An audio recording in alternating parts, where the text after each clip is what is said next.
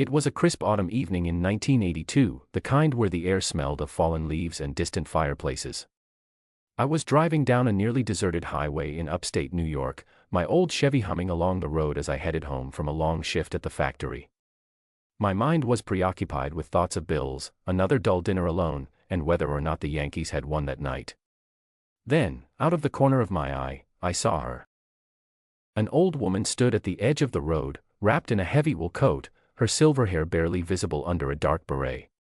She was holding out her hand, thumb pointed skyward, the universal signal of a hitchhiker. Now, normally I wouldn't stop for strangers, especially at night, but something about her gave me pause. Maybe it was the way she held herself, with a quiet dignity, or maybe it was just my mother's voice in my head, scolding me for ignoring someone in need. So, against my better judgment, I pulled over. She approached my car with careful, deliberate steps, and when she opened the door, I got a better look at her. Her face was a map of fine lines, each wrinkle telling a story I could only guess at. Her blue eyes, sharp and piercing, met mine as she gave me a small, knowing smile. "Thank you, young man," she said in a voice that was both soft and commanding. "I don't usually accept rides from strangers, but desperate times call for desperate measures." I nodded. "Where are you headed?" She hesitated. "Not far. Just into the city." I shrugged and gestured for her to get in. As she settled into the passenger seat, she sighed, as if the simple act of sitting down brought her relief. We drove in silence for a while, the radio playing some soft jazz that she seemed to enjoy. After a few miles, she turned to me. "What's your name, young man?" "Charlie," I replied. "Charlie Dawson." "A good name," she mused. "Strong, simple." "And you?" I asked, glancing at her. She hesitated again, then smiled as if she found something amusing. "You can call me Eleanor." "Nice to meet you, Eleanor." For the next 30 minutes, we talked about small things. The weather, the city, the way the world seemed to be changing so fast. She had a dry wit, sharp and to the point, and an air about her that felt important.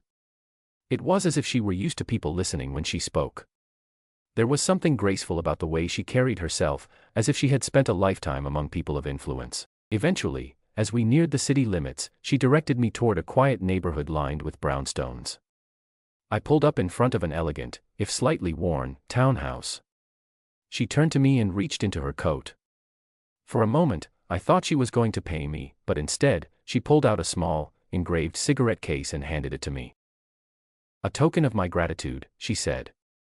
"You may not understand the value now, but one day, perhaps you will." Before I could respond, she opened the car door and stepped out. As she walked toward the townhouse, a man in a fine suit emerged from the shadows, nodding at her before opening the door. She paused just long enough to look back at me, her blue eyes twinkling with some secret amusement. And then, she was gone.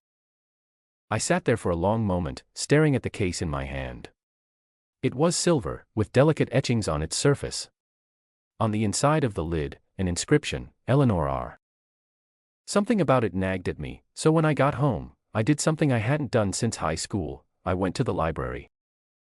It didn't take long to find her. Eleanor R. wasn't just anyone. She was Eleanor Roosevelt. Or rather, had been Eleanor Roosevelt. And I had just given the former First Lady of the United States a ride in my beat-up Chevy. I stared at the newspaper clippings, at the photographs of her standing beside Franklin D. Roosevelt, and felt the weight of what had just happened. A woman who had shaped history, who had dined with world leaders, had sat in my car, chatting with me about baseball and the weather. I never saw her again. But I kept that cigarette case for the rest of my life, a reminder that sometimes, history isn't found in books or museums. Sometimes, it sits right next to you in the passenger seat of an old Chevy, asking about your day.